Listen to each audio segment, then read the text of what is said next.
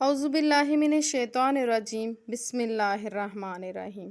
लब्बैक अल्लाहुम्मा लब्बैक की सदाएं बुलंद हो रही हैं। मुसलमान हर साल इस्लामी महीने ज़ुल्हज्जा की 8 से 12 तारीख को सऊदी अरब के शहर मक्का मुकरमा की ज़ियारत के लिए हाज़िर होकर वहाँ जो महसूस इबादत अंजाम देते हैं, इस मजमूआ इबादत को इस्लामी इस्लाह में हज और इन अंजाम दी जाने वाली इबादत को मनासिक हज कहते हैं। दीन इस्लाम में हज हर साहिब इस्तात बालग मुसलमान पर ज़िंदगी भर में एक मरतबा फ़र्ज़ है, जैसा कि कुरान मजीद में है।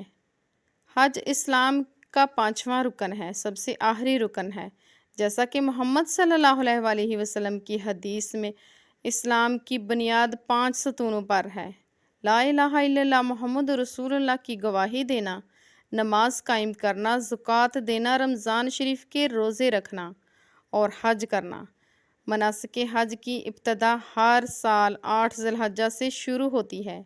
हाजी मुतय्यन मिकात हज से इहराम बांधते हैं, काबा की ज़ियारत के लिए रवाना होते हैं, वहाँ पहुंचकर तवाफ़ करते हैं, फिर मिना रवाना होते हैं और वहाँ यौम तलविया गुजार कर उर्फ़ा आते हैं और वहाँ एक दिन का वकूफ़ होता है।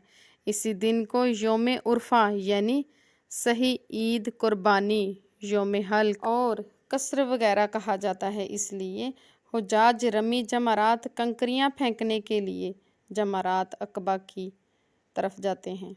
बाज़ अज़ीम मक्का वापस आकर तवाफ़े अफासा करते हैं और फिर वापस मिना जाकर अयामे तशरीक गुजारते हैं। इसके बाद हुज्जाज दोबारा मक्का वापस आकर तवाफ़े विदा करते हैं और यूं हज के जुमला मनासिक मुकम्मल हो जाते हैं। हज की इबादत इस्लाम से कबल भी मौजूद थी। मुसलमानों का इत्क़ाद है कि हज गुज़श्ता उम्मतों पर भी फ़र्ज़ था, जैसा कि मिलते हनीफिया हज़रत इब्राहीम अलैहिस्सलाम के पैरोकार के मतलब कुरान मजीद में ज़िक्र है।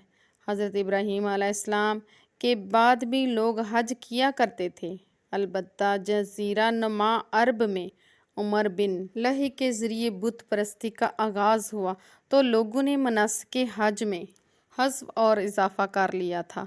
हिजरत के बाद 9वें साल हज फ़र्ज़ हुआ। मोहम्मद सल्लल्लाहु अलैहि वसल्लम ने 10 सन को वाहिद हज किया, जिससे हजतुल विदा कहा जाता है। इस हज में हज के तमाम मनासिक को दुरुस्त तौर पर करके दिखाया गया, ऐलान किया गया। तर्जमा अपने मनासिक हज मुझसे सीख लो नीज़ इसी हज के दौरान में अपना मशहूर खुतबा हजतुल विदा भी दिया। इसमें दीन इस्लाम की जुमला असासियत, कवायद और इसकी तकमील का ऐलान किया। ज़िंदगी में एक बार साहिब इस्तात पर हज फ़र्ज़ है। इसके बाद जितने भी हज किए के उनका शुमार नफली हजों में होगा। अबू हुरैरा ने नबी अकरम सल्लल्लाहु अलैहि वसल्लम से नकल किया, लोगो तुम पर हज फ़र्ज़ किया गया, चुनाचा हज अदा करो। सहाबा ने सवाल किया, या रसूल अल्लाह, क्या हर मुसलमान पर हर साल हज फ़र्ज़ है? तो मोहम्मद सल्लल्लाहु अलैहि वसल्लम खामोश हो गए। दोबारा यही सवाल किया गया।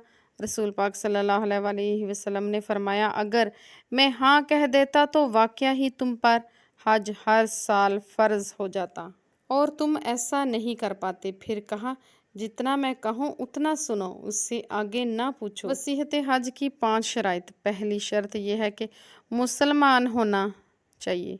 गैर मुस्लिमों पर हज फ़र्ज़ नहीं है और ना ही उनके लिए मनासिक हज अदा करना जायज़ है। दूसरी शर्त अक्ल यानी अक्लमंद हो, मजनून ना हो, उस पर हज फ़र्ज़ नहीं है। तीसरी शर्त बालग हो, नाबालग बच्चे पर हज फ़र्ज़ नहीं है।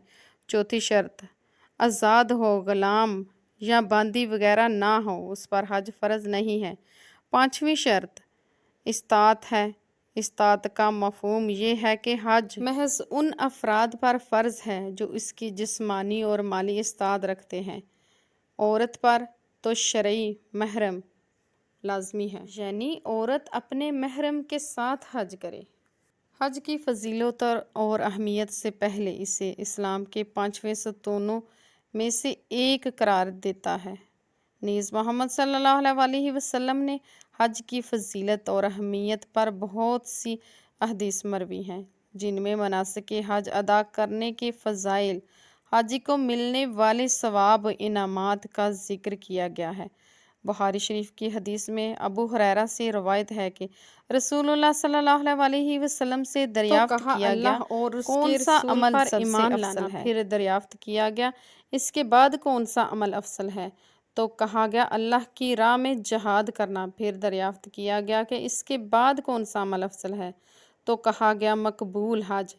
بخاری، مسلم، نسائی، ترمذی اور ابن ماجہ میں حضرت ابو ہریرہ سے روایت ہے کہ محمد صلی اللہ علیہ وسلم نے فرمایا، جس نے حج کیا، فاسق اور فحش کلام سے بچا، تو وہ ایسا ہے جیسے ماں کے پیٹ سے آج ہی پیدا ہوا ہو۔ صحیح مسلم میں روایت ہے کہ حضور نبی اکرم صلی اللہ علیہ وسلم نے فرمایا، حج ان گناہوں کو دفع کرتا ہے جو اس سے قبل ہو چکے ہوں۔ صحیح مسلم۔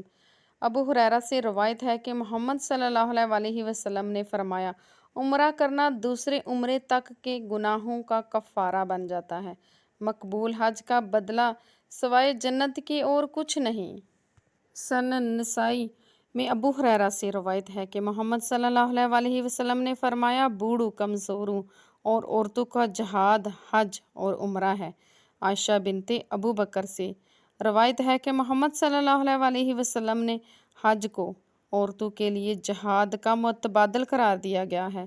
صحیح مسلم میں عائشہ بن ابو بکر سے روایت ہے کہ محمد صلی اللہ علیہ وسلم نے فرمایا، اللہ تعالیٰ کے ہاں یوم عرفہ سے زیادہ کسی دن جہنم سے بندے آزاد نہیں کیے جاتے۔ حج میں مینا سے عرفہ پیدل آنے جانے کی فضیلت بتا دی گئی ہے۔ ایک اشکال کی وضاحت بھی ہے کہ ہمارے نبی حضرت محمد صلی اللہ علیہ وسلم اونٹنی پر مینا سے عرفہ گئے، اس لیے سواری پر جانا زیادہ افضل ہے۔ آفاقی حج کے لیے مکہ مکرمہ پہنچنے کے بعد مکہ سے باقی ارکان حج ادا کرنے کے لیے پیدل سفر کرنا فضیلت کا باعث ہے۔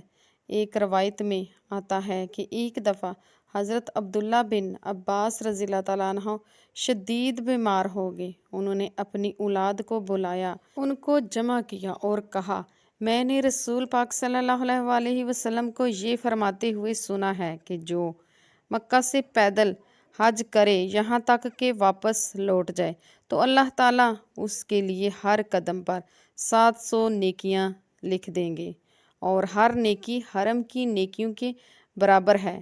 کہا گیا، حرم کی نیکیاں کیا ہیں؟ فرمایا، ہر ایک نیکی کے بدلے 1,00,000 نیکی۔ سبحان اللہ! گویا ہر قدم پر 7 کروڑ نیکیاں ہیں۔ نیز حضرت ابن عباس رضی اللہ تعالیٰ عنہ پیدل حج نہ کرنے پر بہت افسوس کا اظہار فرما رہے تھے۔ اس کے علاوہ بہت سے صحابہ کرام اس طرح پیدل حج کرنا منقول ہے ان سے، لہٰذا اگر کوئی عذر نہ ہو، استطاعت ہو اور پیدل سفر سے حج کے باقی مناسک متاثر نہ ہوں تو مکہ مکرمہ پہنچ کر یہ فضیلت حاصل کرنی چاہیے۔ باقی رسول پاک صلی اللہ علیہ وسلم نے باوجود فضیلت بیان کرنے کے خود سواری پر بیٹھ کر حج ادا فرمایا۔ تمام لوگ آپ صلی اللہ علیہ وسلم سے حج کے مناسک سیکھ لیں۔ خطبہ حجۃ الوداع کے موقع پر 1,24,000 یا 1,44,000 انسانوں کا سمندر ٹھاٹھے مار رہا تھا۔ 9 ذی الحجہ 10 ذی الحجہ کو آپ صلی اللہ علیہ وسلم نے عرفہ کے میدان میں تمام مسلمانوں سے خطاب فرمایا۔ یہ خطبہ اسلامی تعلیمات کا نچوڑ ہے اور اسلام کے سماجی، سیاسی، تمدنی اصولوں کا جامع مرکہ ہے۔ آپ صلی اللہ علیہ وسلم نے خود فرمایا کہ مناسک حج مجھ سے سیکھ لو۔